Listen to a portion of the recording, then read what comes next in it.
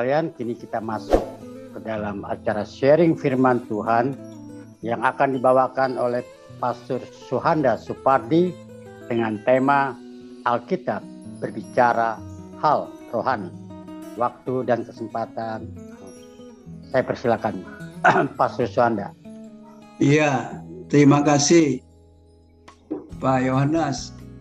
Baik, kita akan mulai untuk sharing firman Tuhan, yaitu dengan tema Alkitab berbicara hal rohani, ya.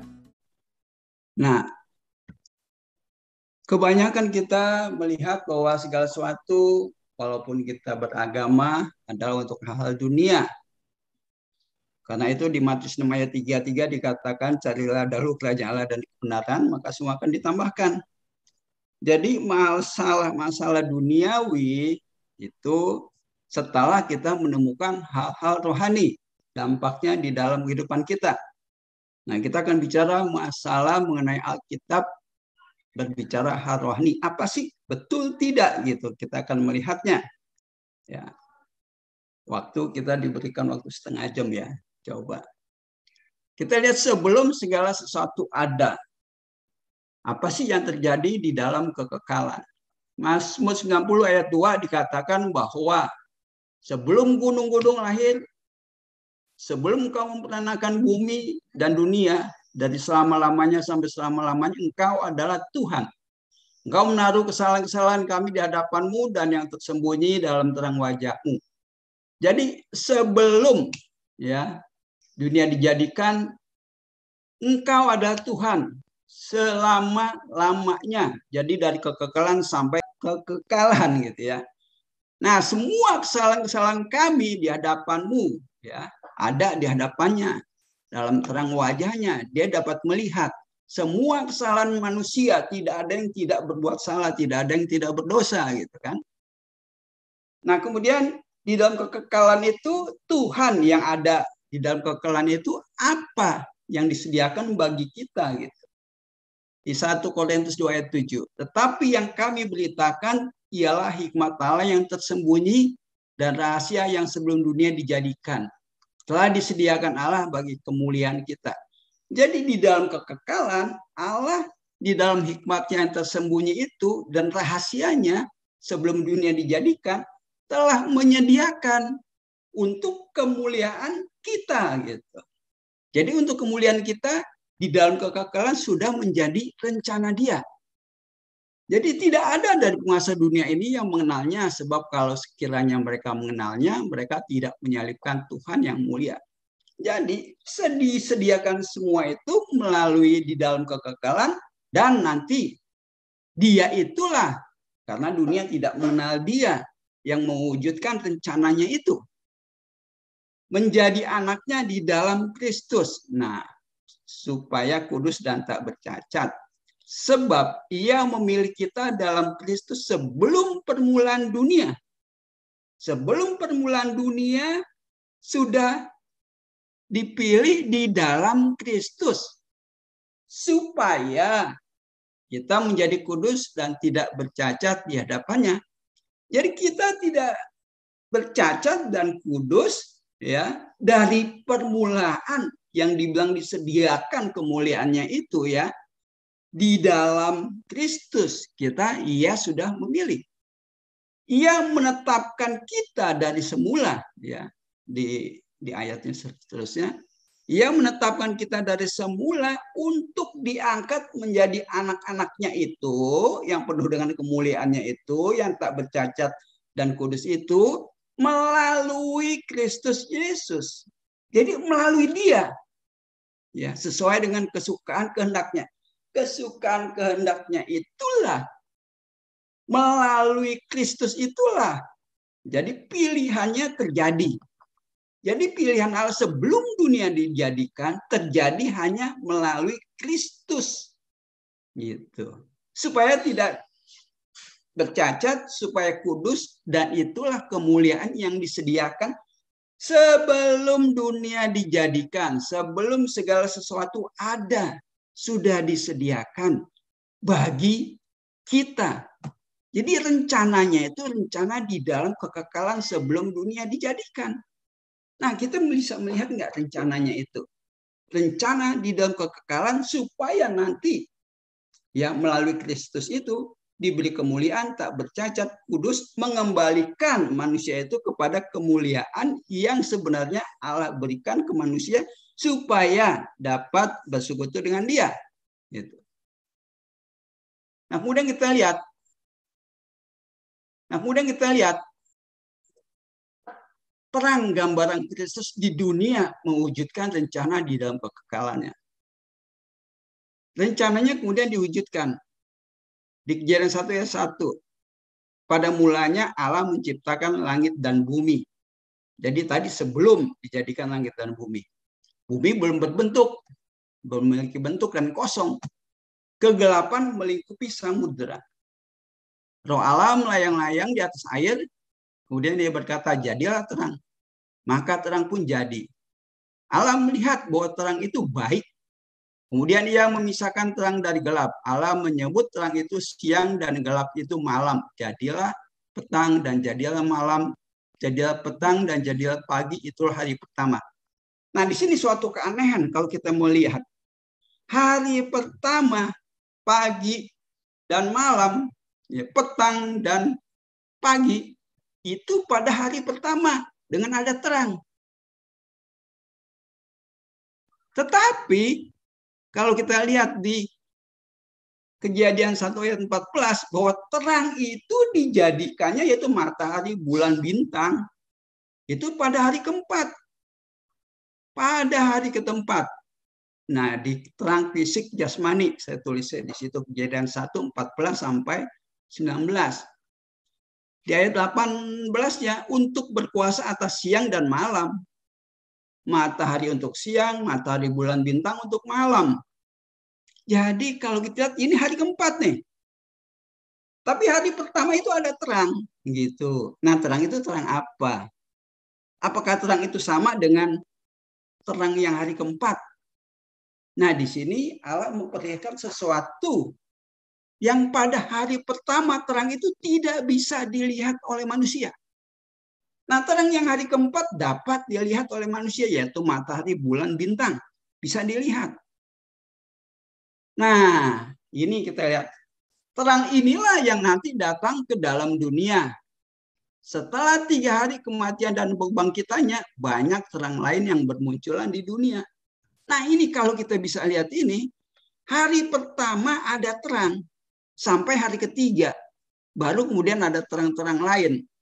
Setelah kematian dan kebangkitannya, seharusnya kalau memang terang itu bisa memisahkan siang dan malam, tidak usah ada terang-terang yang lain. Nyatanya ada terang-terang yang lain.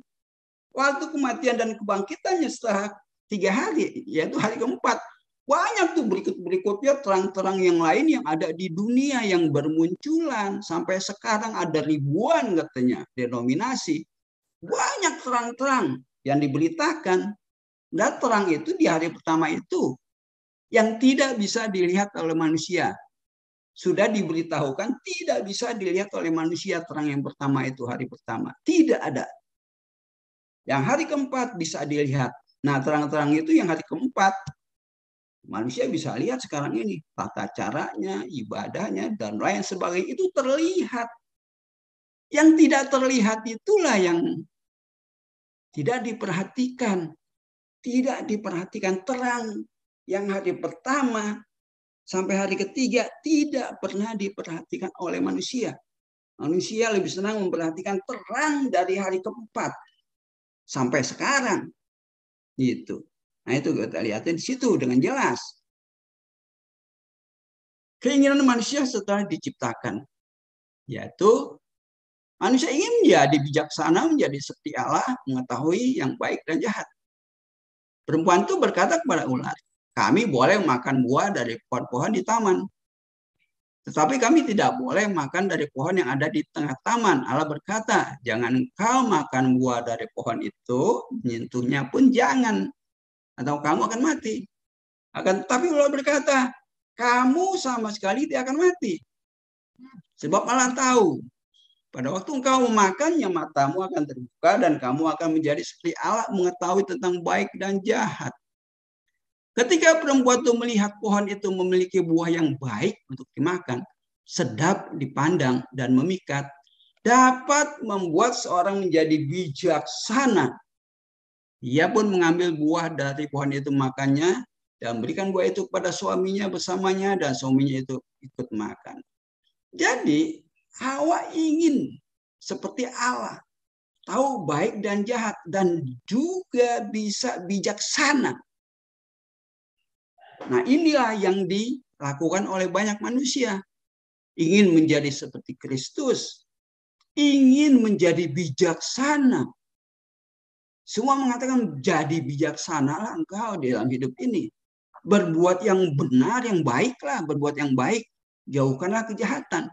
Ini sudah mendarah daging di dalam diri manusia. Nah, kemudian kita lihat, mengapa kan pertama kali yang makan tuh Hawa.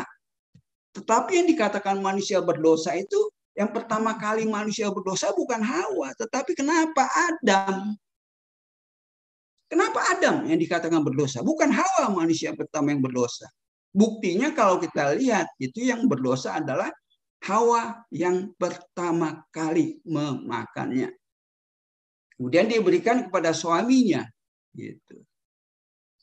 Nah, kalau kita lihat inilah ya, nanti Kristuslah nanti dibuat berdosa. Adam berdosa, jadi Kristus pun berdosa. Padahal yang berdosa adalah calon mempelainya lah yang melakukan keberdosaan. Jadi calon mempelai yang melakukan keberdosaan, Kristus itulah yang ditimpakan dosanya kepada dia. Ini yang kita mesti lihatnya. Jadi semua orang mengatakan Adam manusia pertama yang berdosa. Tetapi nyatanya kalau kita lihat, bukan. Hawa itu kita baca. Hawa yang pertama kali makan. Tetapi banyak semua orang mengatakan Adam yang berdosa. Nah, itulah keberdosaan kita tuh ditimpakan kepada Kristus. Keberdosaan Hawa diberikan kepada Adam. Nah, jadi Hawa itu tidak berdosa, Adam yang berdosa. Manusia seluruh dunia menghakimi Adam itu manusia pertama. Tapi sekarang dihakimi manusia kita calon mempelainya berdosa. Tapi kalau kita lihat sudah diberikan dosa itu kepada Kristus. Gitu. Jadi ya kalau Adamnya berdosa, Kristusnya berdosa, Hawa tidak berdosa, ya kita juga tidak berdosa. Tidak distempel berdosa. Kalau manusia memberi stempel Adam berdosa, Hawa tidak berdosa, kita pun tidak berdosa. Kristus yang mengambil dosa kita. Gitu. Jadi rencana manusia pertama secara daging fisik untuk bisa bijaksana dan menjadi seperti Allah, juga menjadi rencana semua manusia sebelum mengerti rencana kekekalan Allah di dalam Kristus. Yang belum mengerti rencana Allah di dalam kekekalan di dalam Kristus, itulah manusia secara fisik ya mau menjadi bijaksana dan seperti Allah. Sehingga di dalam tujuan manusia itu meleset dan salah sasaran dalam melihat tujuan Allah. Meleset manusia dari tujuan Allah. Karena mau menjadi baik, menjauhkan kejahatan, mau bijaksana, itu yang dicarinya. Gitu. Nah, kemudian kita lihat Kristus jasmani, manusia lama atau daging. Ya, tadi kan kita lihat ke Adamnya saja. Pohon pengetahuan baik itulah yang menyebabkan manusia ingin berbuat baik, menjauhkan kejahatan, menjadi bijaksana.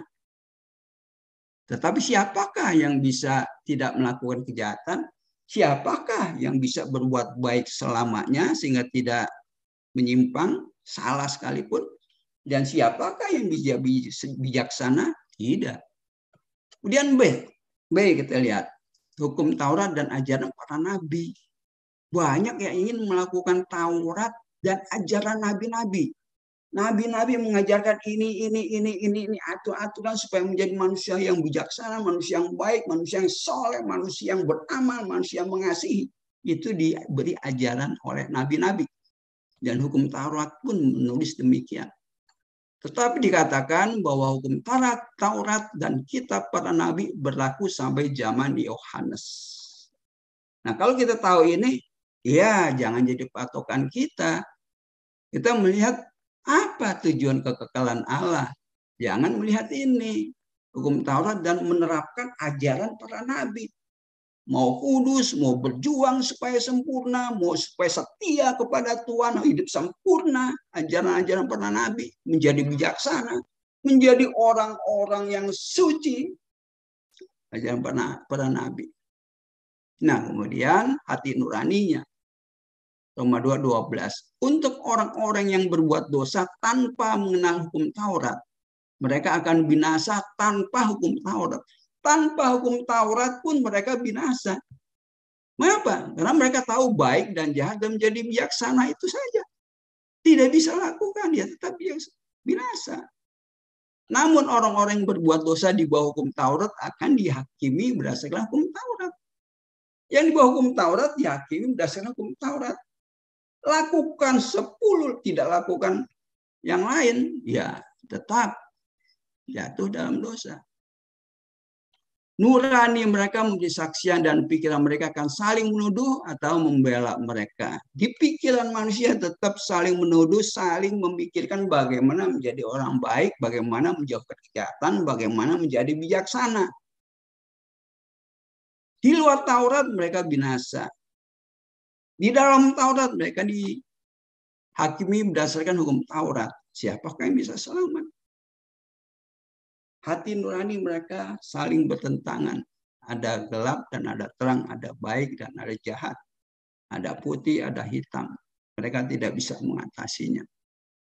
Di dalam putih ada hitam, di dalam hitam ada putih. Tetap ada noda.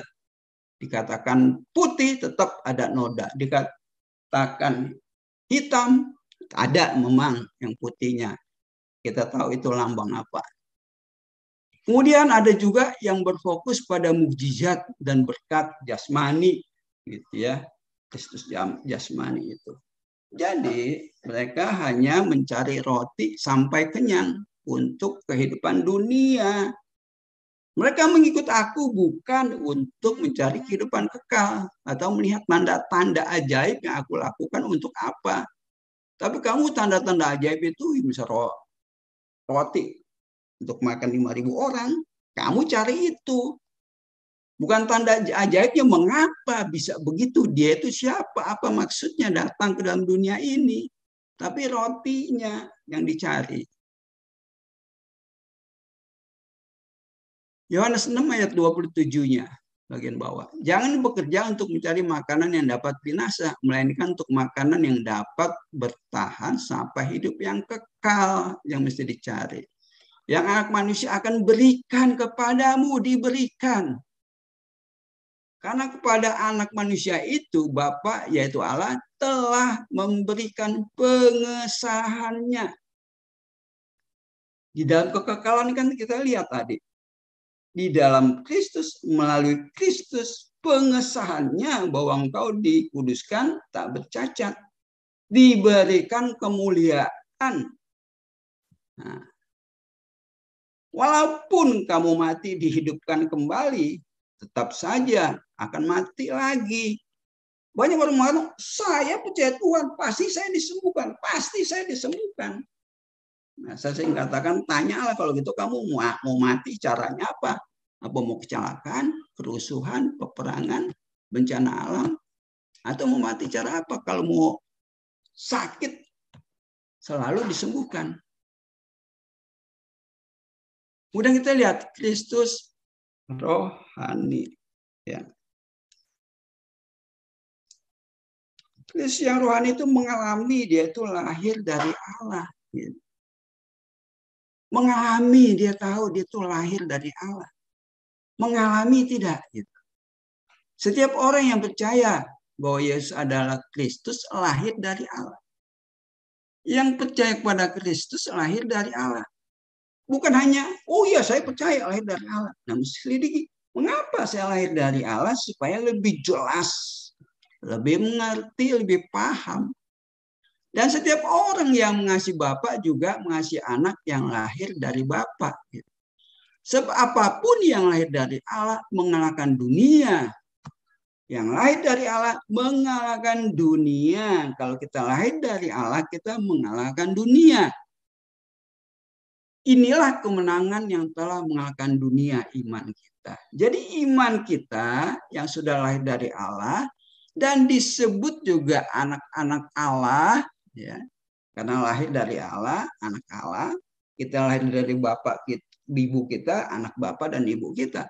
Lahir dari Allah, anak Allah melalui Kristus. Itulah kemenangan kita yang mengalahkan dunia. Percaya tidak ini? Nah, kalau percaya masuk ke dalam iman kita. Kristus di dalam kita itulah menjadi iman kita.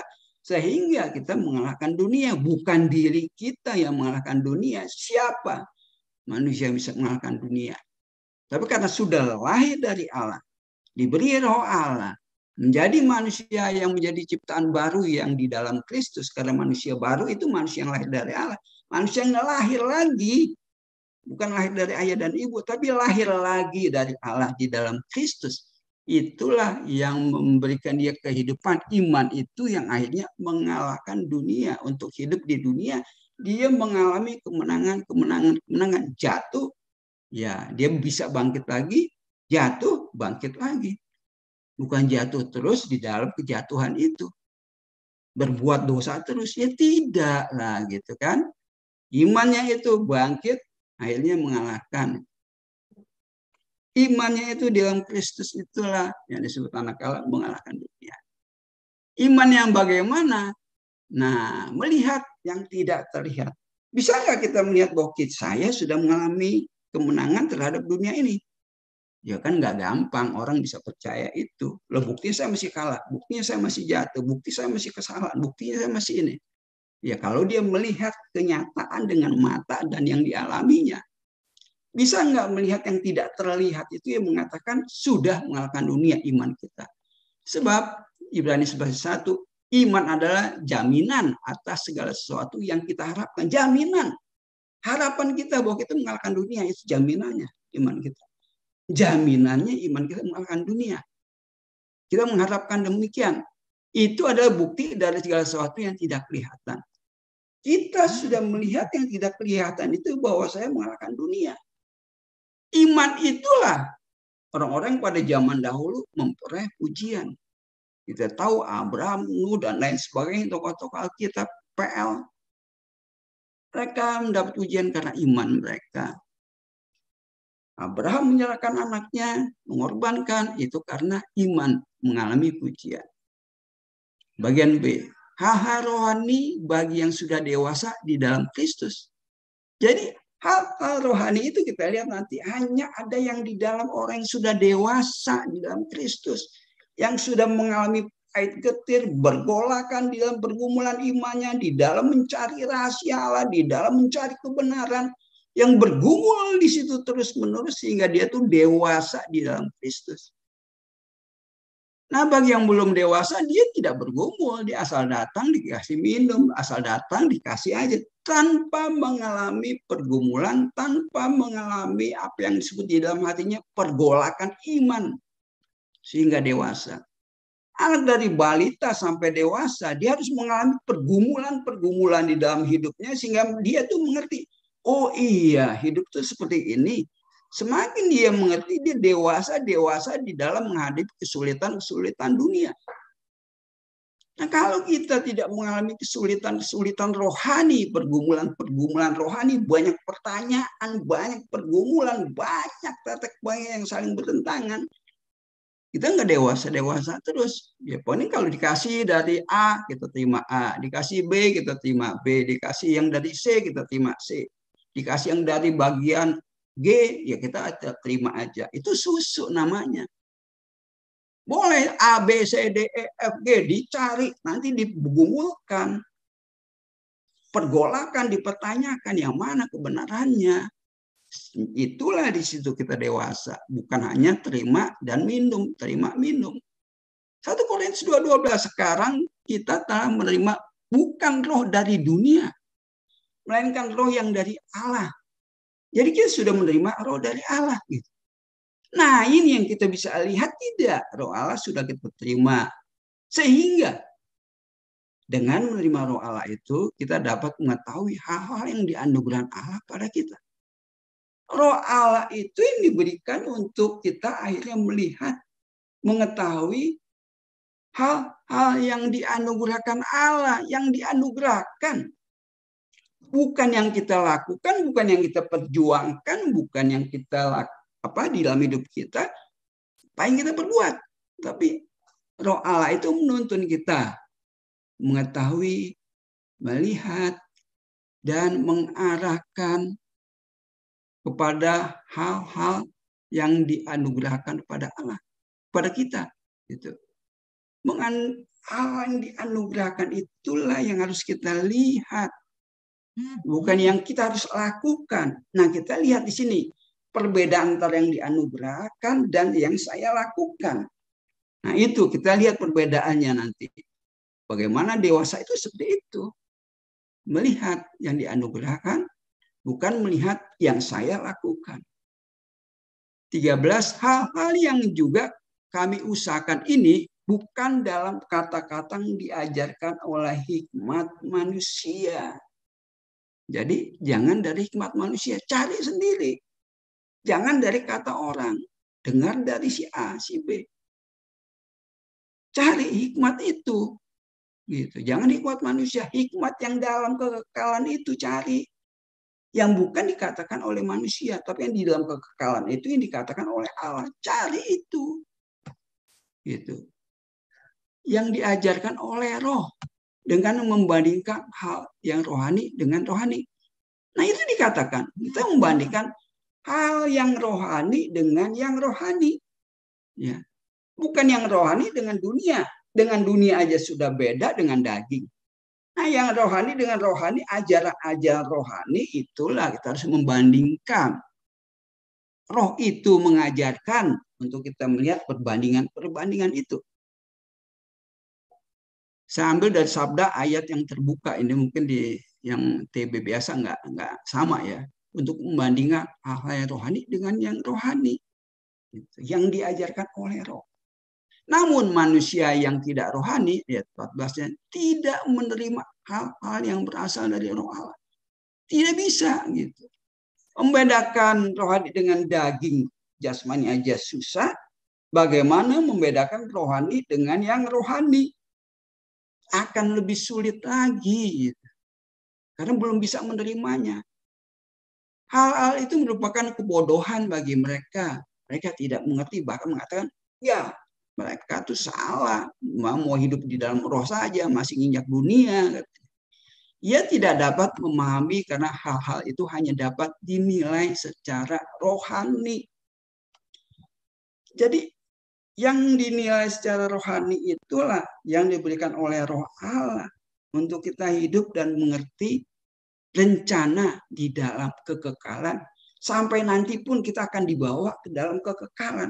Karena kita mengambil yang dari kekekalan sebelum dunia dijadikan. Itu kita ambil rencana dalam kekekalan. Kita bawa kita waktu kita masih hidup di dunia, kita tahu, dan itu kita bawa nanti dalam kekekalan. Setelah daging kita nggak ada. 1 Korintus 3:1, dan aku saudara-saudara pada waktu itu tidak dapat berbicara dengan kamu seperti dengan manusia rohani. Tidak bisa, makanya nggak nyambung. Sulit untuk menjelaskan hal rohani yang orang berparadigmanya tuh ke jasmani. Tapi hanya dengan manusia duniawi yang belum dewasa dalam Kristus. Jadi walaupun orang 20 tahun, 10 tahun, 30 tahun ke gereja, belum tentu dia itu dewasa. Karena tidak mengalami pergolakan, perenungan di dalam dirinya. Tidak ada. Hanya menerima A, B, C, D, terima. Kita tahu semuanya juga dari A, B, C, D, E, F, G sampai puluhan denominasi beda-beda. Nah, roh Allah itulah lihat yang diberikan perbandingan antara rohani yang satu dengan rohani yang lain. Karena itu Paulus mengatakan susu yang aku berikan bukan makanan keras. Karena kamu belum dapat menerima. Dan sekarang pun kamu belum dapat menerimanya. Katanya.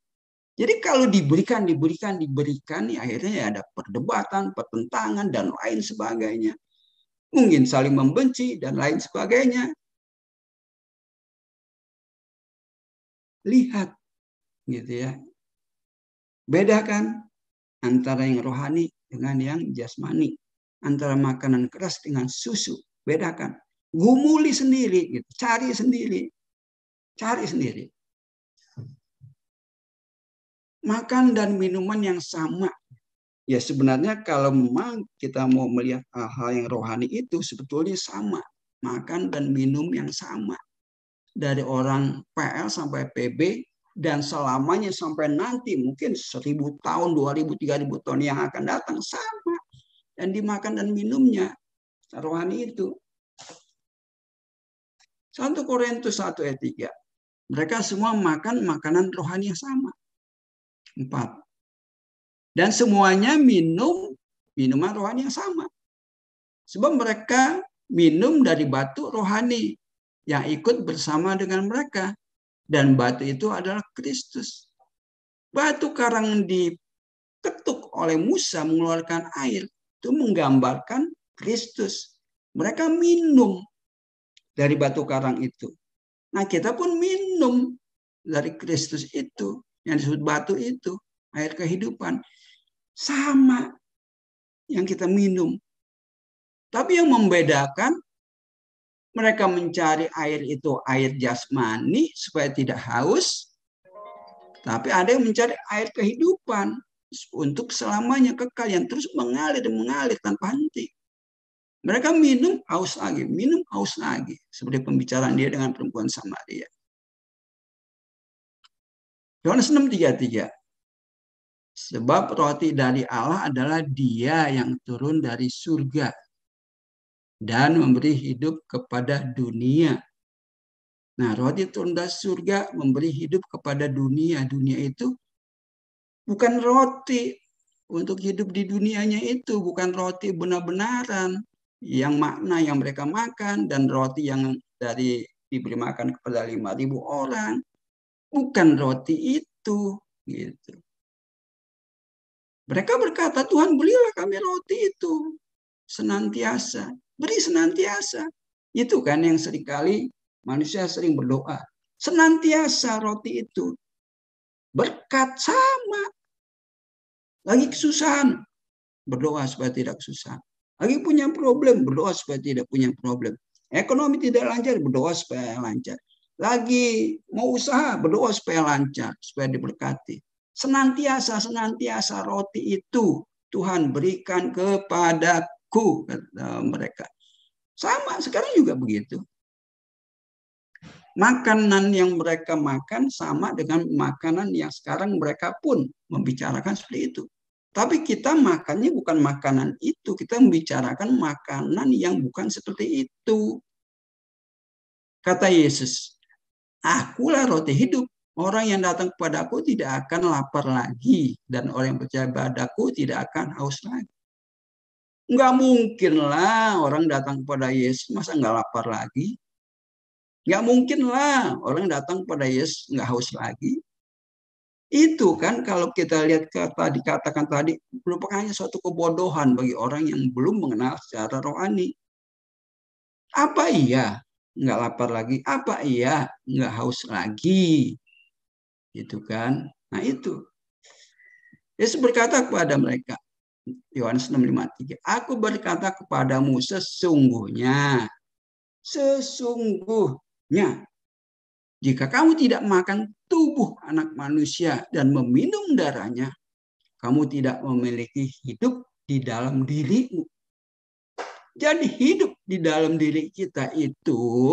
Kalau kita makan tubuh dan minum darahnya anak manusia. Nah itu akhirnya banyak orang meninggalkan Kristus pada waktu dia bicara begitu. Apakah saya harus makan tubuhnya Yesus yang daging itu? Apakah saya harus minum darahnya yang tercurah di Golgota itu? Apakah itu? Nah itu kita makan daging fisiknya, daging jasmaninya, minum darah fisik dan jasmaninya juga. Bukan itu. Benar-benar kita memahami makna kematian tubuhnya yang dikorbankan bagi kita itu untuk apa? Gitu. Sebab dagingku adalah makanan yang sejati dan darahku adalah minuman yang sejati. Siapa yang makan dagingku dan minum darahku tinggal di dalam aku dan aku di dalam dia. Nah, dia di dalam kita, kita di dalam dia. Ini yang kita lihat maknanya. Kita makan roti dan minum darahnya, makan tubuh dan darahnya. Ini memahami kematiannya. Sehingga dengan memahami kematiannya kita pahami lebih lanjut, cari bukti-bukti mengapa dia mati, dan kita mengerti, memahaminya, mempercayainya dengan iman. Itulah akhirnya dikatakan, aku di dalam engkau, engkau di dalam aku. Aku melakukan itu untuk ini tujuannya. Seperti Bapa hidup mengutus aku dan aku hidup oleh Bapa, demikian juga ia yang memakan aku, ia akan hidup karena aku. Jadi katakan tadi, kamu memiliki hidup di dalam dirimu, tapi bukan diri kita yang hidup. Dia hidup karena aku setelah makan dan minum tubuh dan darahku. Engkau hidup, tapi aku yang hidup. Kamu hidup karena aku. Gitu. Jadi hidup karena itu. Gitu. Semua ini hanya dapat dilihat secara rohani, gitu ya. Yang kita makan tubuh dan minum darahnya. Apakah kita sungguh-sungguh makan tubuh dan minum darahnya? Secara iman spiritual kita dapat melihat dan merasakan di dalam kehidupan kita. Bisa nggak kita melihat, merasakan secara spiritual di dalam perenungan kita melihat, merasakan kematiannya itu mempunyai dampak dan tujuan Allah, sehingga kita hidup karena dia. Bukan dari perbuatan jasmani, daging, atau fisik yang kita lakukan. Bukan.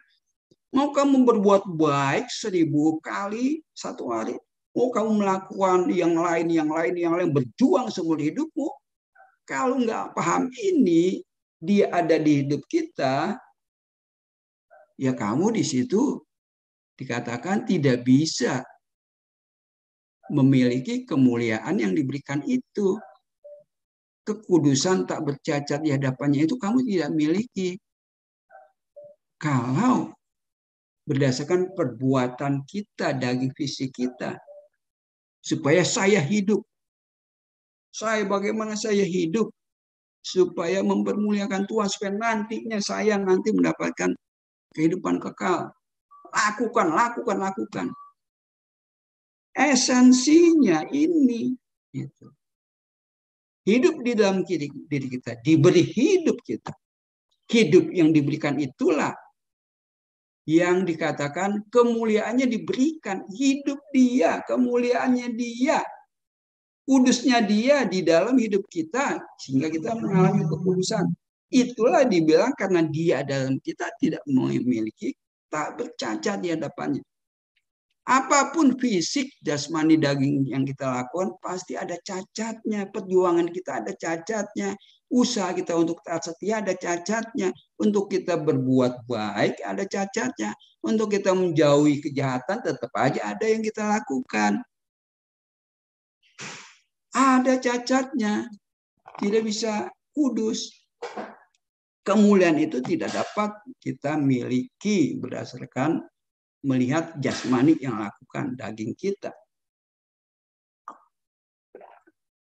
Kita lihat gitu. Dia secara rohani mengalami kematian, kebangkitannya, dagingnya, darahnya, benar-benar kita rasakan dia ada di hidup kita. Renungkan, gumuli, gitu. Nah inilah, jadi setelah kita tahu itu, hal rohani apa yang diperlihatkan gitu, apalagi sehingga dapat melihat kehidupan ini setelah diberi hidup oleh Dia. Nah, kita melihat lagi nanti selanjutnya setelah kita gumuli pergumulan di dalam iman kerohanian itu, kita akan dapat melihat di kehidupan ini hal rohani itu. Kita di hidup ini kita dapat melihatnya setelah diberi oleh hidup oleh Dia itu, setelah Dia hidup, setelah diri kita diberi hidup itu. Apa sih? Banyak yang menyatakan dirinya tidak pantas memiliki hidup kekal. Ada banyak orang mengatakan saya belum pantas menerima hidup kekal. Kisah 13 ayat 4. Lalu Paulus dan Barnabas menjawabnya dengan berani dan berkata, hal ini penting, maka dia berani berkata bahwa firman Allah seharusnya dinyatakan kepadamu lebih dulu, kepada saudara kita, teman kita, sahabat kita, orang-orang terdekat kita, kita beritahukan lebih dulu. Orang segereja kita beritahu lebih dulu. Karena kamu menolaknya gitu, dan menganggap dirimu tidak pantas memiliki hidup yang kekal. Banyak orang secara tidak langsung menolak dan mengatakan saya tidak pantas menerima hidup kekal. Saya masih seperti ini. Saya masih harus berjuang. Saya mesti melakukan ini dan itu, harus suci, harus kudus, harus taat, setia, melakukan firman. Saya belum layak. Berapa banyak orang mengatakan demikian? Menganggap dirimu tidak pantas memiliki hidup yang kekal. Banyak. Sehingga berpaling kepada bangsa-bangsa lain. Karena yang utama harus diberitahukan, mereka menolak. Merasa tidak pantas. Banyak kita juga mendengar mengatakan bahwa saya tidak pantas, saya belum layak, masih belum berjuang, belum bayar harga. Berapa harga yang harus dibayar? Saya masih harus hidup, saya itu belum suci. Ya pantas, saya belum kudus, masih bercacat, belum pantas. Nah kadang-kadang Paulus mengatakan dengan berani. Memang kita juga harus mengatakan. Karena banyak yang menolak, mengatakan tidak pantas. Jadi mereka merasa masih binasa, masih belum selamat, belum pantas. Jadi menolak kehidupan kekal. Tapi juga ya, waktu tinggal 5 menit ya. Banyak yang merasa pantas, gitu ya. Mereka menerima anaknya, mereka merasa pantas bahwa mereka tidak binasa karena sudah menerima anaknya. Jadi dia datang sebenarnya bukan untuk menghakimi, mereka untuk diselamatkan. Tanpa dihakimi pun mereka sebenarnya sudah jatuh di dalam penghukuman. Tanpa dihakimi. Yang tidak percaya di bawah hukuman. Yang percaya dalam anaknya tunggal diselamatkan. Kalau dia tidak berikan anaknya mati di Kalvari pun semua orang sudah sepantasnya menerima hukuman. Dan bersyukur sebenarnya diberikan hidup kekal. Gitu kan? Apa ada yang menolak kehidupan kekal, tidak mempercayai dan menambahkan perbuatannya agar tidak binasa. Nah ini yang sering kita juga ada di sekitar-sekitar kita. Melihat yang tidak dapat dilihat mata jasmani.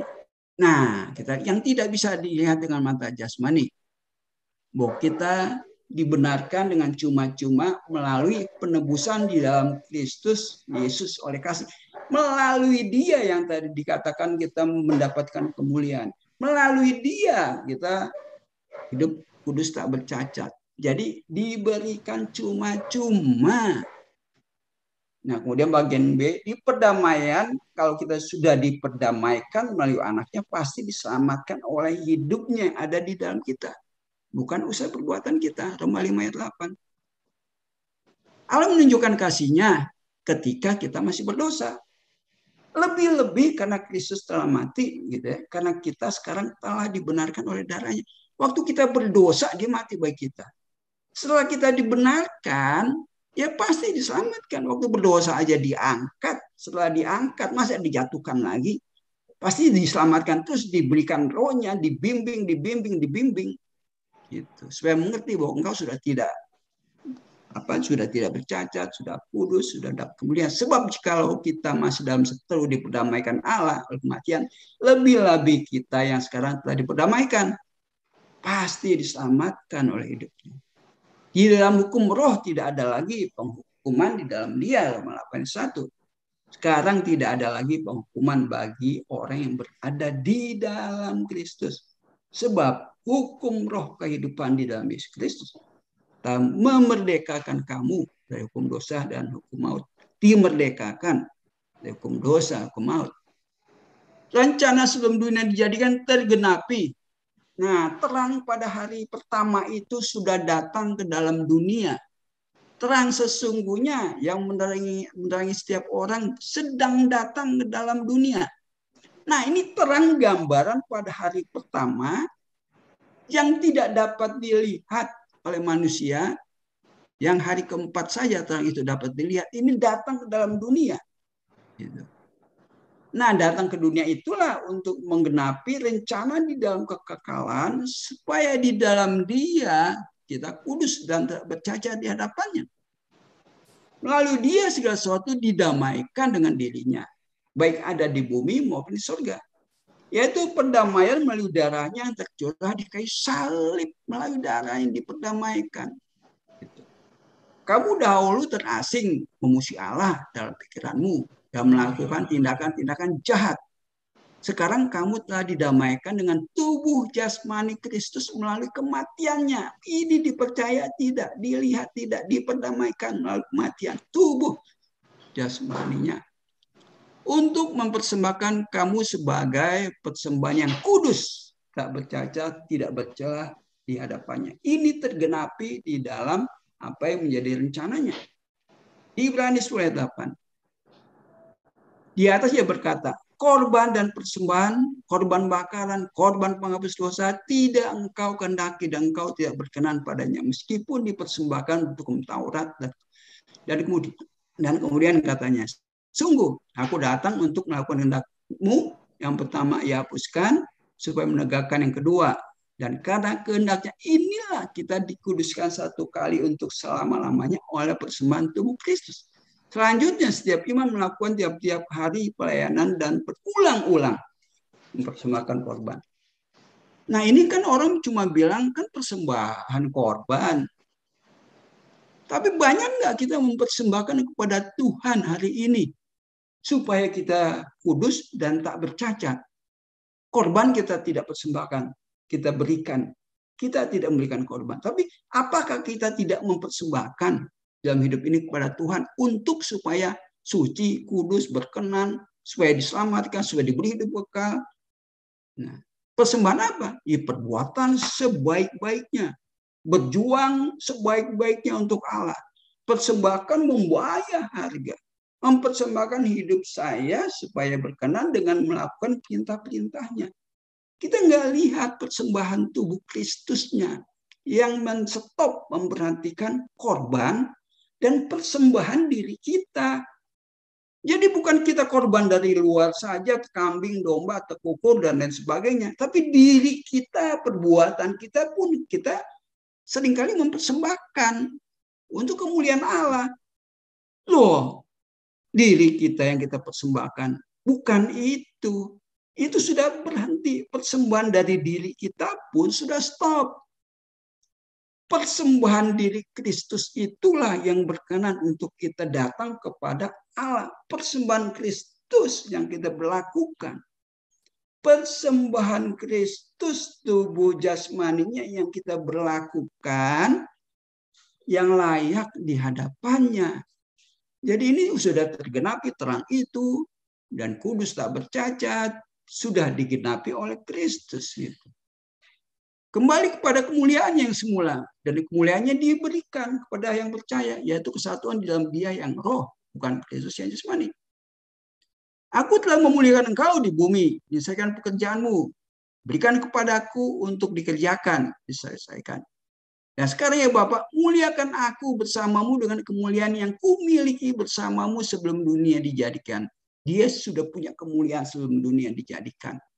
Kemuliaan yang telah engkau berikan kepadaku, telah aku berikan kepada mereka, supaya mereka menjadi satu sama seperti engkau dan aku adalah satu.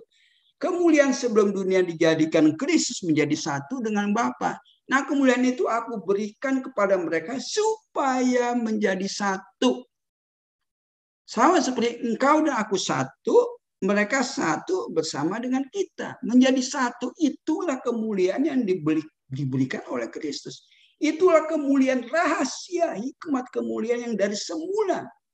Untuk kita diberikan kemuliaan. Ini kesatuan di dalam itu kalau kita lihat secara rohani, wow, Allah ada di dalam hidup kita. Itu suatu kemuliaan yang tak terhingga. Kemuliaan yang tak terhingga dan rahasia yang banyak orang nggak ngerti. Disitulah kemuliaan diberikan untuk kita. Yang di dalam dia, melalui dia, persembahan dirinya. Aku di dalam mereka dan engkau ada dalam aku. Supaya mereka menjadi satu seutuhnya. Tidak terpisah-pisahkan lagi. Antara saya, dia kepala, saya melakukan perintahnya, dan lain sebagainya. Itu sudah menjadi satu. Pikiran dia, pikiran kita. Nah, itu yang perlu direnungkan. Apakah kesatuan itu pikiran saya dan pikiran dia berbeda? Menjadi satu kesatuan, saya harus melakukan perintah yang ada dalam pikiran saya harus lakukan. Satu kesatuan itu yang perlu direnungkan, sehingga kita mengerti engkau di dalam aku menjadi satu seutuhnya. Udah ayat 24-nya, ya Bapa, aku ingin agar mereka yang telah kau berikan padaku juga ada bersamaku dimanapun aku berada. Jadi di mana aku berada, juga ada bersama denganku mereka itu. Supaya mereka melihat kemuliaanku. Nah, kemuliaan Kristus, kalau kita bisa melihat bahwa kita ada bersama-sama dengan dia, dimanapun kita berada, itulah kemuliaan kita bisa melihat dia. Kalau kita tidak lihat bahwa dia bersama dengan kita, itu kita belum memiliki kemuliaan dia. Karena kita masih terpisah, tidak utuh. Tidak utuh. Tapi kalau kita utuh menjadi satunya, itulah kemuliaan Kristus kita bisa lihat. Karena engkau ngasih aku sebelum permulaan dunia. Yohanes 19 ayat 30. Sesudah Yesus minum air itu berkata, iya, sudah selesai. Jadi pekerjaan Bapa itu rencana sebelum dunia dijadikan, mengutus Kristus untuk menggenapi rencana kekekalannya sudah selesai. Lalu dia menundukkan kepalanya dan menyerahkan nyawanya. Yesus menjawab, hancurkan Betala itu, dan dalam 3 hari aku akan membangunnya. Namun yang Yesus maksudkan Betala ada tubuhnya sendiri, sudah tergenapi. Kita ada di dalam dia. Dia ada di dalam kita satu seutuhnya. Itulah kita bisa melihat kemuliaan Kristus. Kalau kita belum merenungkan itu, kita belum melihat kemuliaannya dia ada dalam kita. Yang diberikan itu rahasia sebelum dunia dijadikan. Dan itu adalah rencana Allah yang kita tidak boleh meleset di dalam hidup kita. Kesimpulan, semua yang diberikan hanya dapat dilihat dengan iman. Semua dilihat secara rohani, karena Alkitab semua yang menjelaskan semuanya itu. Kita harus melihat secara rohani. Yaitu melihat yang tidak terlihat bukan dengan mata jasmani. Semua tidak bisa dilihat dengan mata jasmani. Tetapi dinikmati secara roh, di dalam roh, karena kita sudah lahir dari Allah di dalam Kristus dan sudah mengalami keselamatan di dalam jiwa. Dan bukan keselamatan jasmani.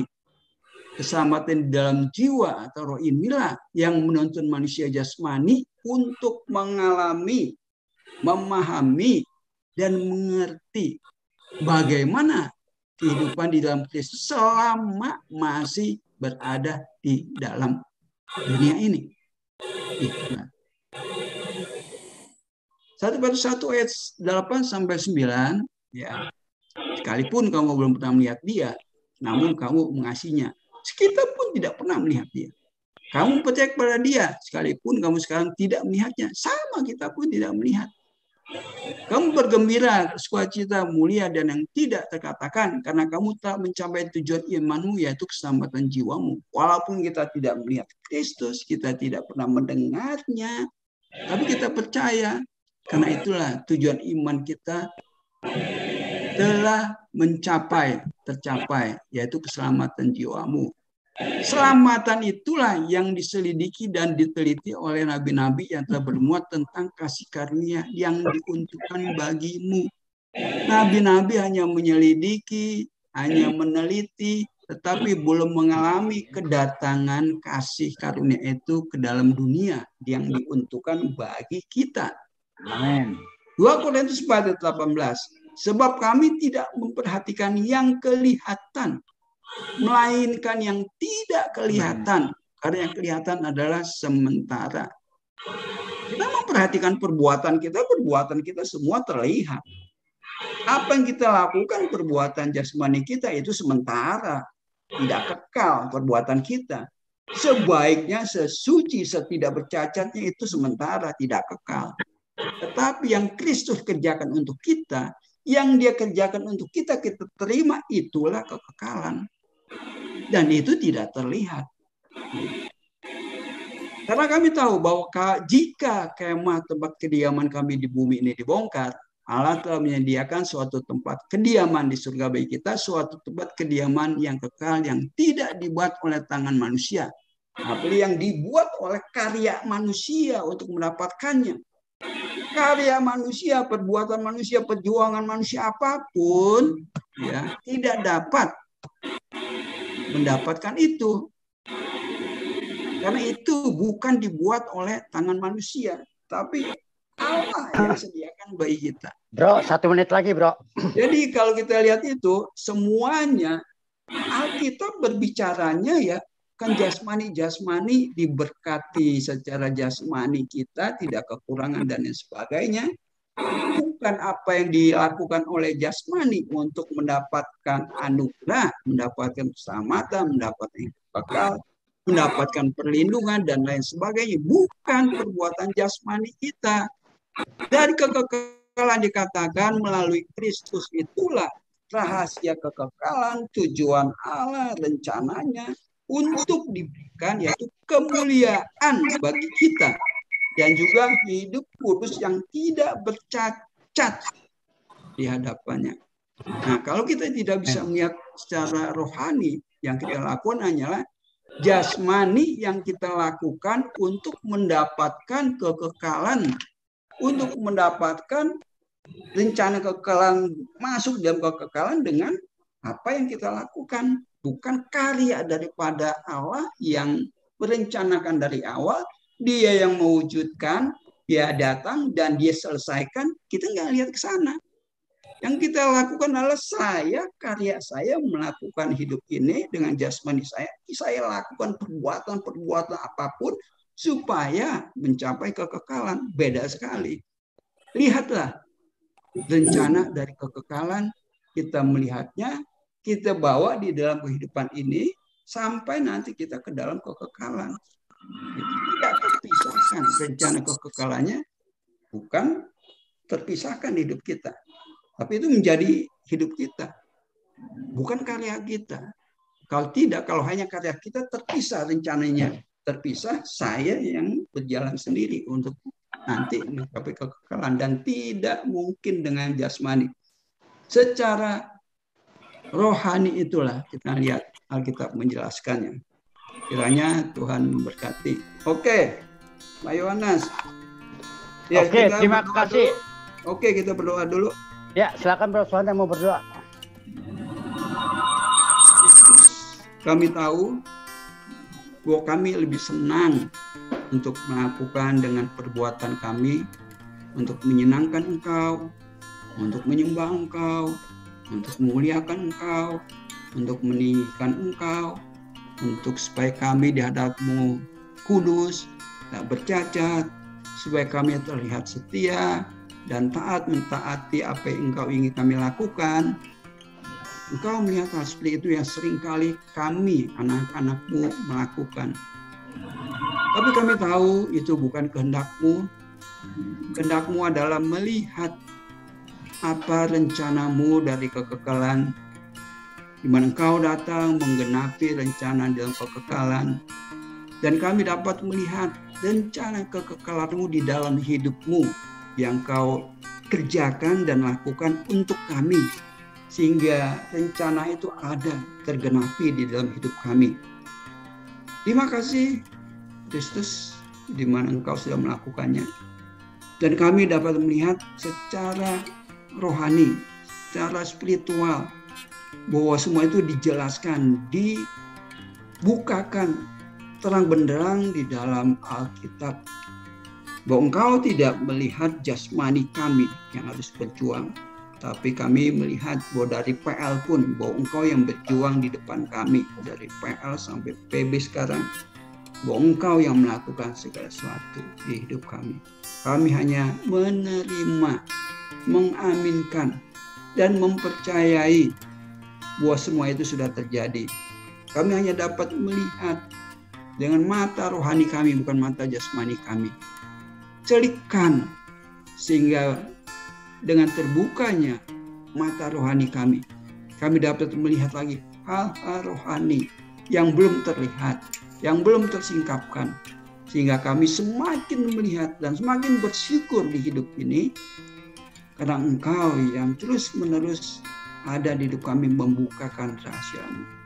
Untuk kami dapat hidup di dunia ini, dengan hal-hal rohani ini kami berjalan, kami berpegang untuk hidup selama kami masih di dalam daging atau kemah ini.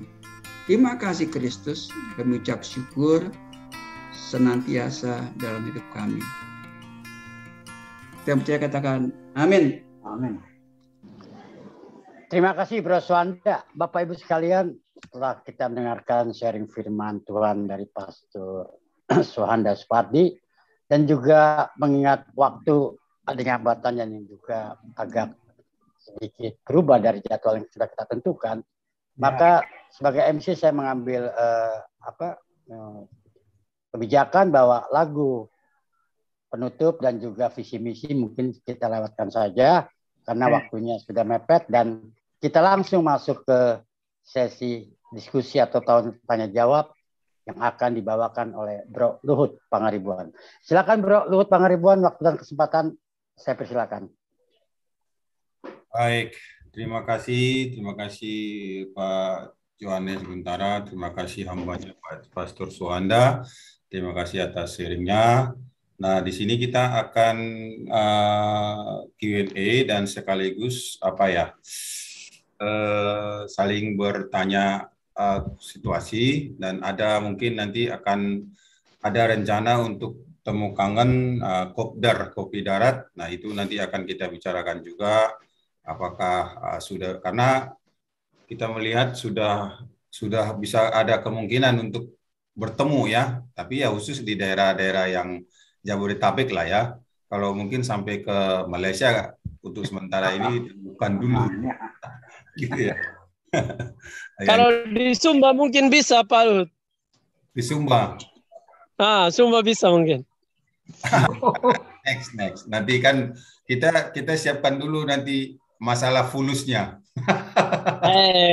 Bab tua di atas siapkan. Nah, kita melihat di pusat dulu karena kita kan berpusat di Jakarta tuh. Nah, kita awali di pusat dulu ya. Itu hanya sebagai informasi untuk aturan-aturan tanya jawabnya, mungkin kita, karena saya melihat tidak begitu karena ada ya aturannya ya tetap sesuai dengan etika bertanya jawab ya. Oke, silakan dengan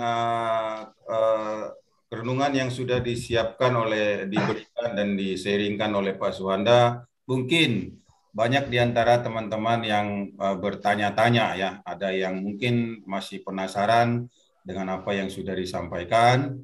Ya, walaupun tadi mungkin keterbatasan karena tidak share screen, mungkin teman-teman sudah bisa menangkap 1, 2, 3 poin-poin yang Pak Suhanda berikan. Sebagaimana saya ada beberapa yang saya tangkap ya, tapi ya saya serahkan juga dulu terlebih dahulu ke teman-teman. Barangkali ada yang mau bertanya, ada yang ingin diperjelas lagi. Silakan Bapak Ibu sekalian yang ada di ruang ini. Semua sudah paham kira-kira? Oke, saya awali ya. Saya menangkap tadi yang paling saya dapat poin itu adalah dewasa rohani. Nah, seperti yang Pak Suhanda tadi sebutkan, jika seseorang sudah mengalami kedewasaan rohani, itu berarti sama dengan mereka sudah harus mengalami pergumulan. Nah, pergumulan ini tadi yang saya kurang menyimak atau bagaimana ya. Walaupun kita tadi saya tangkap juga, walaupun nah itu sudah saya terima beberapa, bahkan sudah kita tahu banyak hari-hari yang sudah lalu, bahwa untuk hikmat itu sebenarnya memang benar. Saya lebih setuju untuk cari sendiri hikmat itu. Nah, tapi kan sebagai manusia yang dengan terbatas, ya kita tahu memang kita pasti dibantu oleh Roh Allah, ya. Tapi sebagai manusia yang terbatas, apakah menurut Pak Suhanda nih kita tidak lagi mementingkan atau tidak perlu lagi menggunakan referensi-referensi dari buku atau dari pemahaman-pemahaman dari bapak-bapak gereja atau bagaimana? Walaupun saya tahu bahwa semua hikmat itu berasal dari Roh Allah, seperti ya kita tahu masing-masing ya. Nah, kan pertanyaannya Pak, apakah referensi untuk dari orang-orang yang sudah memahami, karena kita tahu juga mereka pasti mendapatkan hikmat itu dari Tuhan juga gitu ya. Apakah kita tidak perlu lagi menerima masukan atau referensi dari bapak-bapak leluhur? Dan terus yang kedua tadi, pergumulan rohani yang bagaimana Pak? Ya kira-kira seperti itu. Iya, ini memang kadang-kadang kita janganlah, kalau kita sudah melihat secara spiritual, secara rohani, jangan mengatakan, wah kita kan manusia terbatas, gitu kan, manusia daging terbatas. Hilangkan dulu di pikiran kita, oh saya kan terbatas nih, bagaimana saya bisa memahami rahasia Allah? Ya kalau masih bilang manusia terbatas, manusia daging, manusia jasmani, ya nggak akan bisa memahami. Itu emang jelas, nggak akan bisa memahami. Walaupun saya terbatas, saya baca buku dari 10 denominasi, saya mau mencerna, saya mau membandingkan. Ya kalau kamu mau bilang masih manusia terbatas, berarti kan manusia daging. Ya nggak akan bisa membandingkannya itu, ya mentok-mentok lagi. Yang mana yang benarnya, ya bingung. Karena roh itulah yang membimbing kita. Jadi manusia terbatas, itu kan manusia jasmani itu. Dari kecil itu manusia jasmani kita yang bilang kita terbatas. Nah itu dihilangkan, saya manusia baru yang lahir dari Allah. Yang mau memahami nih kebenaran Allah. Nah ini dulu yang menjadi tolak ukurnya. Titik awal kita bergeraknya. Kalau tidak ya jalannya juga salah awal melangkahnya gitu. Jadi kita harus melihatnya bahwa apakah saya berarti sudah lahir baru atau belum. Kalau saya belum lahir baru, saya mengatakan saya manusia terbatas untuk mengenal kebenaran Allah. Tapi kalau kita, iya saya lahir baru. Saya sudah kita tahu tuh mati untuk kita dan lain sebagainya, kita paham ya.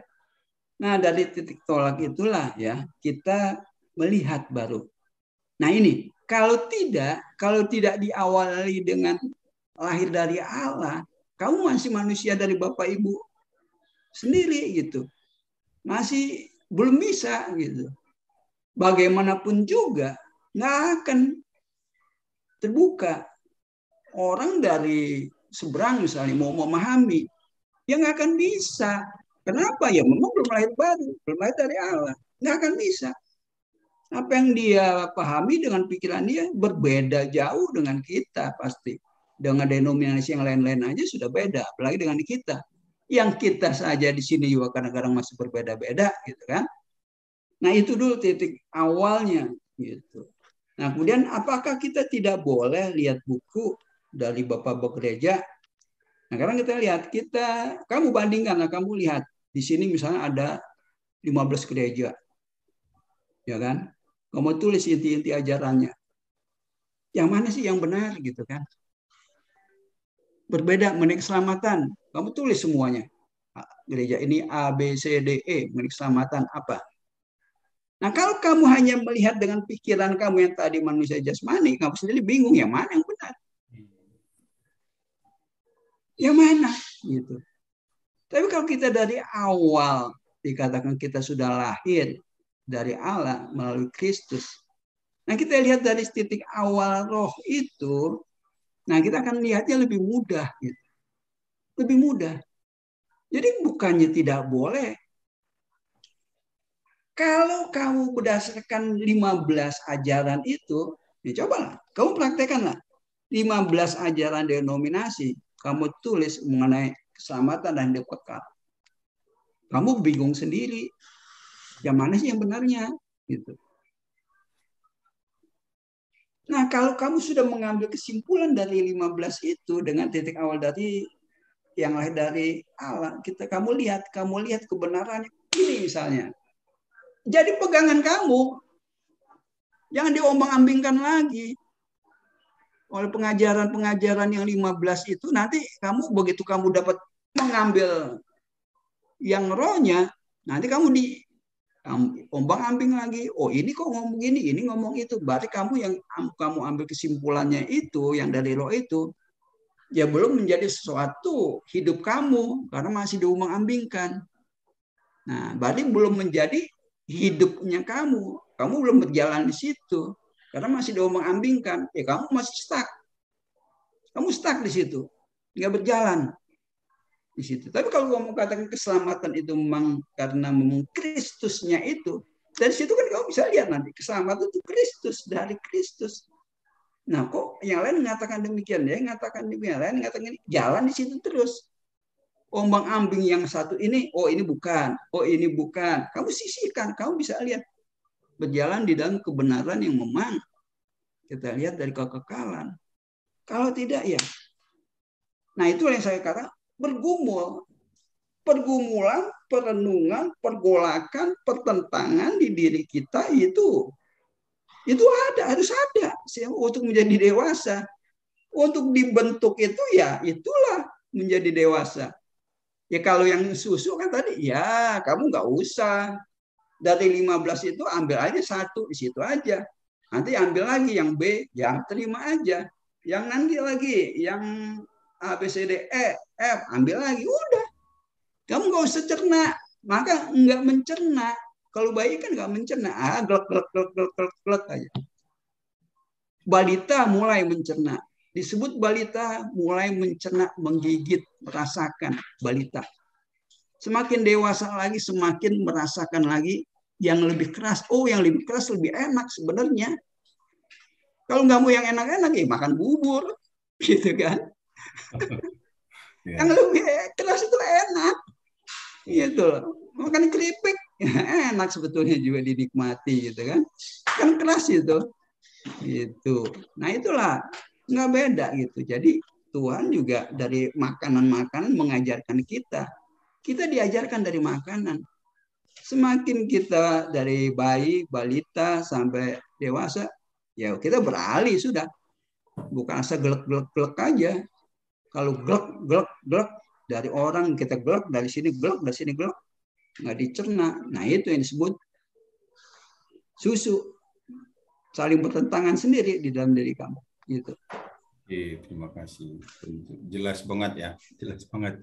Oke, baik. Terima kasih Pak Suhanda. Nah, di sini saya melihat ada pertanyaan lewat message, tapi sebelumnya kita mengutamakan yang resen dulu ya. Saya sudah melihat Pak Jairudin Siagian sudah resen. Tapi sebelumnya saya informasi pada teman-teman, jika rada sungkan untuk berbicara, boleh dituliskan di kolom chat ya. Nah, silakan Pak Jairudin, unmute. Oke, selamat siang, menjelang siang semua, Bapak-bapak, Ibu-ibu. Siang. Ya, yang menjadi pertanyaan di saya, atau apakah saya salah dengar, atau memang saya kurang nyimak, ya, itu masalah pertama, penciptaan hari pertama, jadilah terang. Yang tadi Pak Suganda udah bilang, jadilah terang. Dan terang itu, menurut Pak Suganda tadi, penjelasan tadi adalah Yesus sendiri. Pak Suhanda, bukan Suganda. Iya, Pak Suhanda. Ya, Pak Suhanda. Bahwa terang itu adalah Yesus sendiri. Ya, mungkin saya salah dengar atau apa. Nah, yang menjadi pertanyaan saya, apakah Yesus itu ciptaan? Karena di hari pertama, ya, menurut pembicaraan tadi, terang itu diciptakan pada hari pertama. Sedangkan terang itu dikatakan tadi, dijelaskan, apa mungkin ya, adalah itu Yesus itu sendiri. Nah, ini masalah tergantung keselamatan ini kan, ada hubungan dengan keselamatan lah. Nah, mohon dijelaskan lebih dalam lagi. Yang kedua, masalah roti hidup, yang Tuhan Yesus katakan roti hidup, makan. Jadi waktu perjamuan terakhir, Yesus mengatakan, ya secara singkatnya, lakukanlah seperti ini untuk mengingat aku. Ya, lakukanlah seperti ini untuk mengingat aku kepada murid-muridnya. Yang kedua, yang kita lakukan selama ini, yang kita alami. Kalau pendeta, pastor, atau siapapun itu yang memimpin perjamuan kudus selalu mengatakan, pada akhir dari perjamuan itu dikatakan, percayalah bahwa dosamu telah diampuni. Atau percayalah dan yakinilah bahwa dosamu telah dihapus.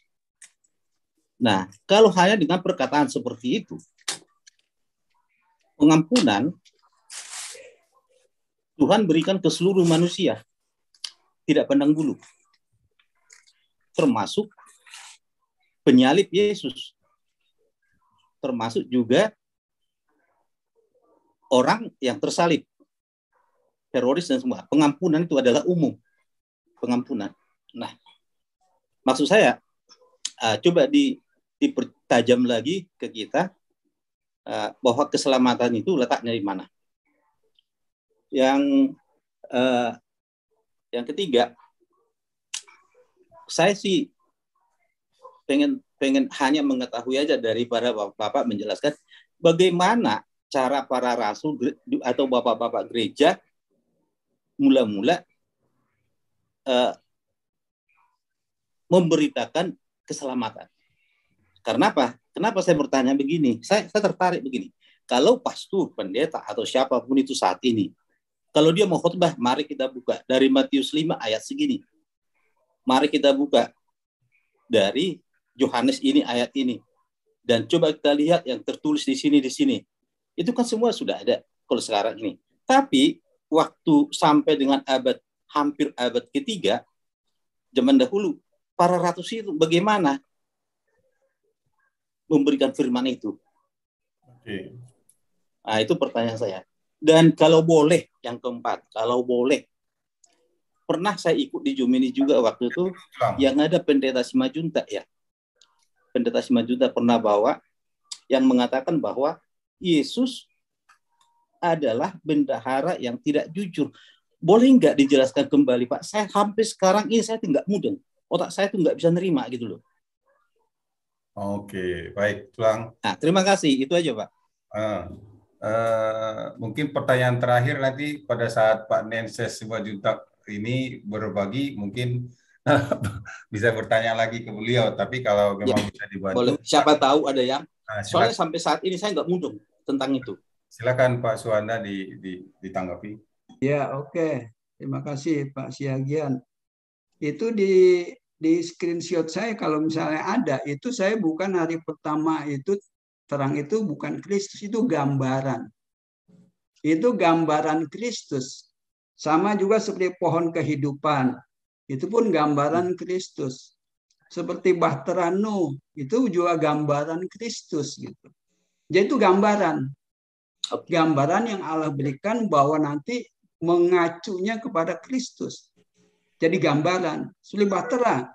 Yang di dalam bahtera itulah yang tidak binasa. Air bah, tidak mengalami kematian. Jadi di dalam Kristus itulah orang memperoleh keselamatan. Jadi bukannya bahtera juga kan buatan daripada Nuh. Gitu kan? Terang itu diciptakan. Jadi bukan Kristusnya itu gambaran. Seperti Adam itu pun gambaran Kristus, gitu kan? Hawa itu pun gambaran mempelainya. Gitu. Jadi semua itu gambaran. Jadi kita bisa melihat Kristus di dalam perjanjian lama gitu. Allah sudah memperlihatkan Kristus itu gambarannya yang nanti akan menjadi manusia di dalam PB, diwujudkannya rencananya itu. Jadi semua itu gambaran. Jadi hari pertama itu gambaran, sampai hari ketiga baru ada terang yang dunia itu. Nah, kenapa disebut terang dunia? Karena ya memang matahari, bulan, bintang itu kita bisa lihat. Tapi yang hari pertama sampai hari ketiga, siapa yang bisa lihat terang itu? Itu hanya gambaran, tidak ada yang bisa melihat. Sampai hari ketiga. Nah, kalau kita lihat itu. Sampai hari ketiga. Setelah hari ketiga, baru ada terang-terang. Sampai sekarang pun, pada Yesus bangkit pada hari ketiga, sekarang ini banyak terang-terang yang lain di dunia ini. Gitu. Yang terang-terang yang lain itu bukan terang yang sesungguhnya. Nah, terang yang sesungguhnya yang harus mengatakan sudah datang. Tapi manusia tidak mempercayainya. Itu gambaran waktu hari pertama itu. Karena kita pikirkan juga, kita renungkan. Kita nggak ada yang pernah bisa melihat terang hari pertama itu. Nggak ada. Nggak ada yang bisa melihat terang hari pertama. Itu orang hanya baca, hanya sebatas baca saja. Tidak merenungkan, tidak melihat apa rencana Allah. Sedangkan hari keempat, bingungnya kan hari keempat itu sama juga siang dan malam. Gelap dan terang.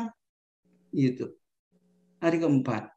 Jadi hanya saya katakan itu gambaran, bukan Kristusnya. Ya.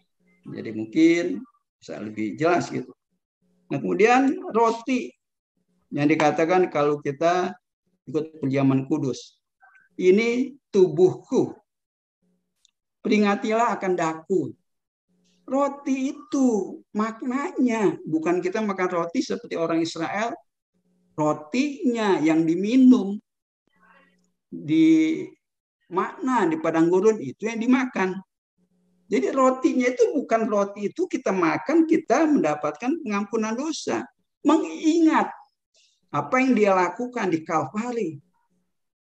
Mengingat dosa kita diampuni. Mengingat karyanya sebelum dunia dijadikan. Nah, Bang, coba kita lihat. Sorry, pertanyaan saya bukan ke sana arahnya, Pak.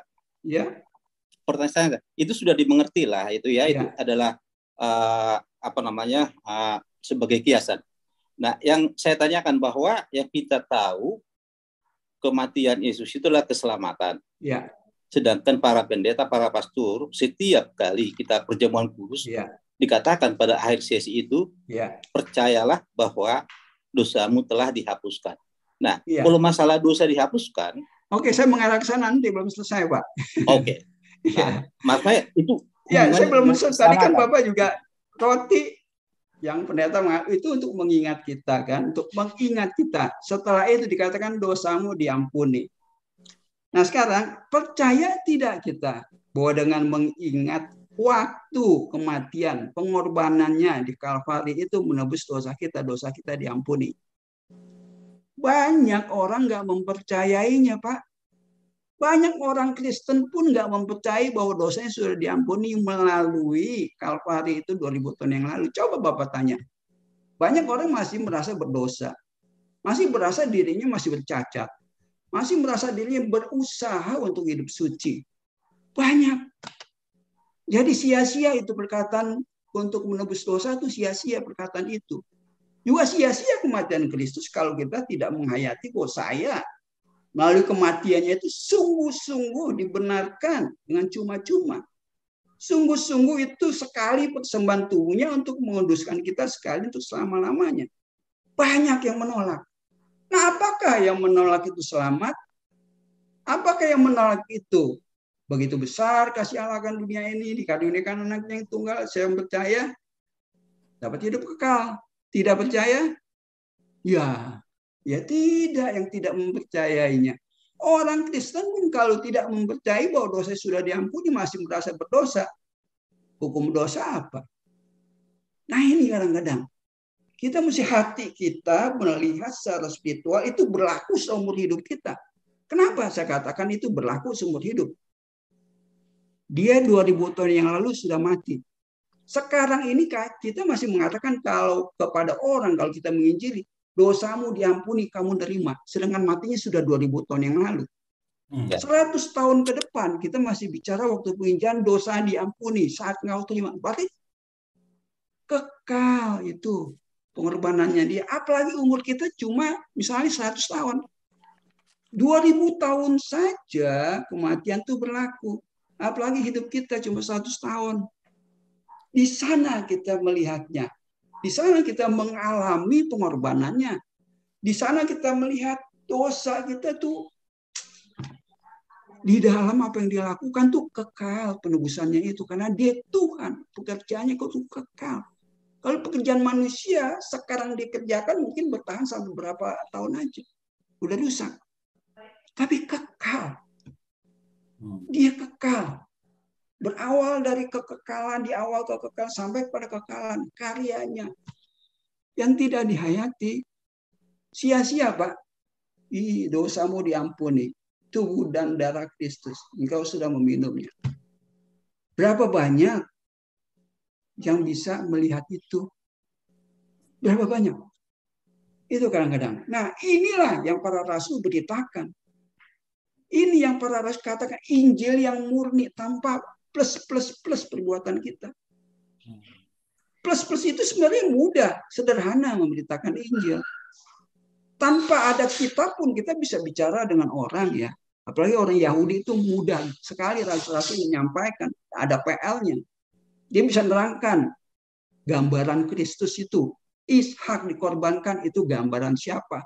Waktu Ishak naik ke Gunung Moria itu sama ayahnya, sama Abraham. Kayu yang untuk membakar dia itu dia pikul. Coba baca. Ishak memikul kayu. Gambaran Kristus yang orang tidak lihat. Baca kisahnya.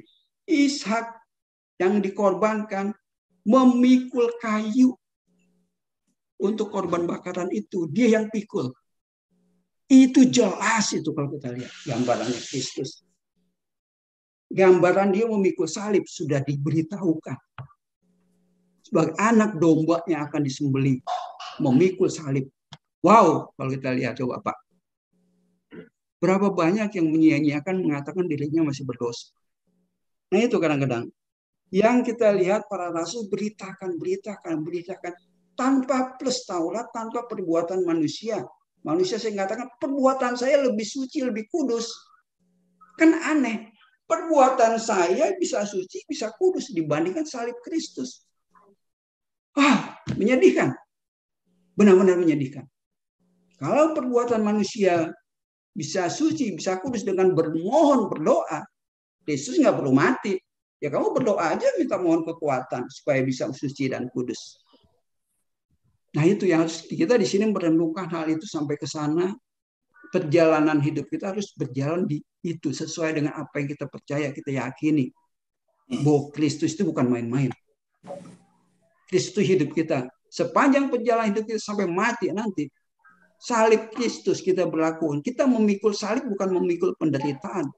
Memikul, melihat, memperlakukan salib dia. Sepanjang hidup kita sampai kita kiamat ini. Udah nggak ada. Gitu.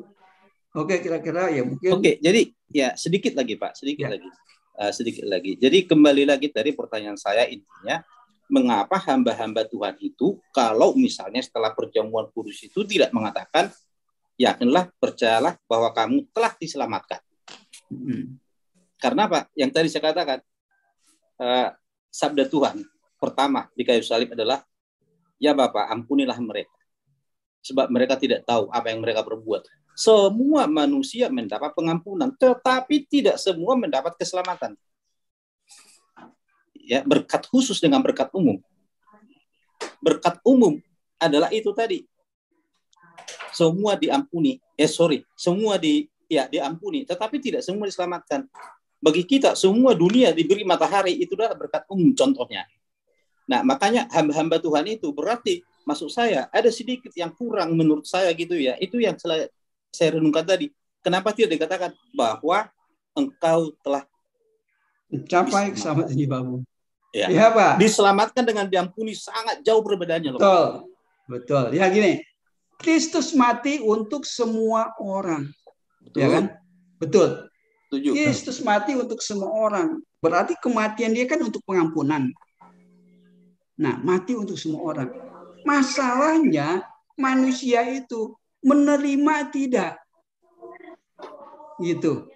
Menerima tidak. Seperti matahari aja, kalau dia pergi pagi, pulang malam, pergi pagi, pulang malam, dia nggak terkena kan. Nah sekarang diampuni kematiannya untuk semua manusia. Dia tidak pilih-pilih untuk semua manusia. Seperti Nuh membuat bahtera, silakan yang mau masuk, silakan yang mau masuk. Diundang itu. Diundang. Tapi berapa banyak yang mau masuk? Nggak ada. Pengampunan.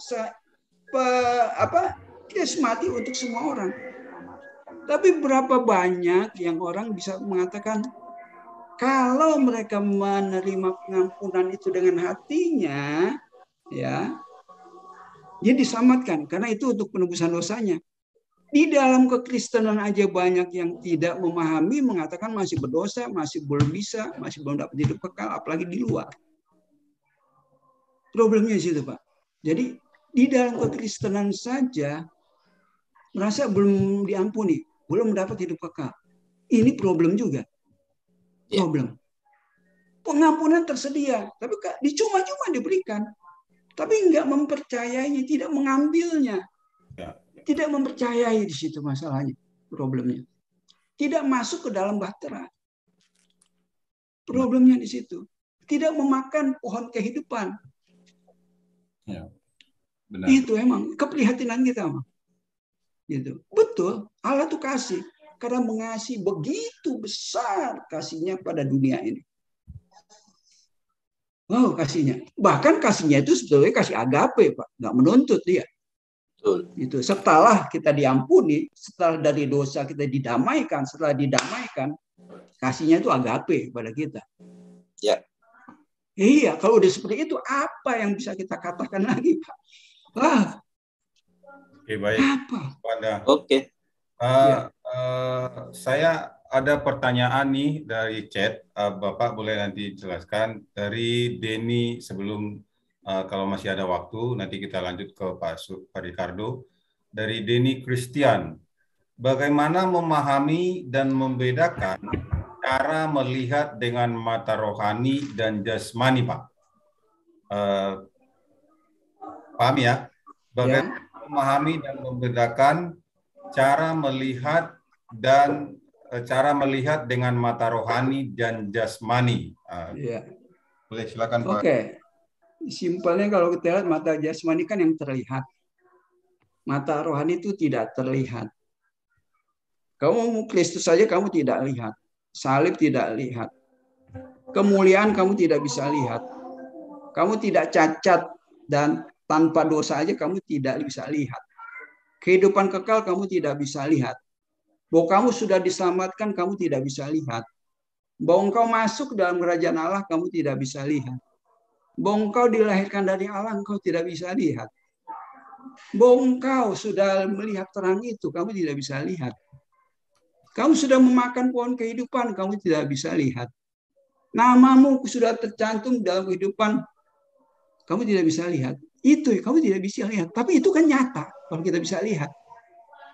Tapi yang mata jasmani, orang melihat mata jasmani. Kalau saya beribadah, ibadah yang rajin, tidak pernah bolos 10 tahun. Itu dijadiin patokan yang jasmani. Berpuasa, jadi patokan berpuasalah setahun 5 kali misalnya. Atau setahun berapa kali. Kamu mengasihi orang dengan memberikan hartamu. Itu terlihat jasmani. Kamu mengasihi dengan bentuk nyata. Itu terlihat dengan mata jasmani. Kamu mau hidup suci, kamu lakukan itu terlihat. Kamu mau kudus, kamu menjauhkan kejahatan itu terlihat dari perilakumu. Kamu tidak jatuh di dalam hal yang tidak baik. Itu terlihat semua. Terlihat. Kamu memberi tolong orang, kamu terlihat.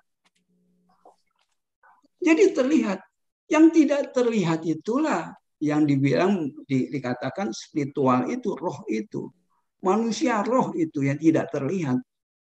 Nah itu yang kita harus membandingkan, melihat mana perbuatan jasmani daging kita yang mengatakan saya bisa mendapatkan hidup kekal, bahwa itu suci kudus di hadapan Tuhan, dengan karya Kristus yang memang kita tidak bisa lihat dan itu menjadi sesuatu yang terlihat kalau kita memahaminya.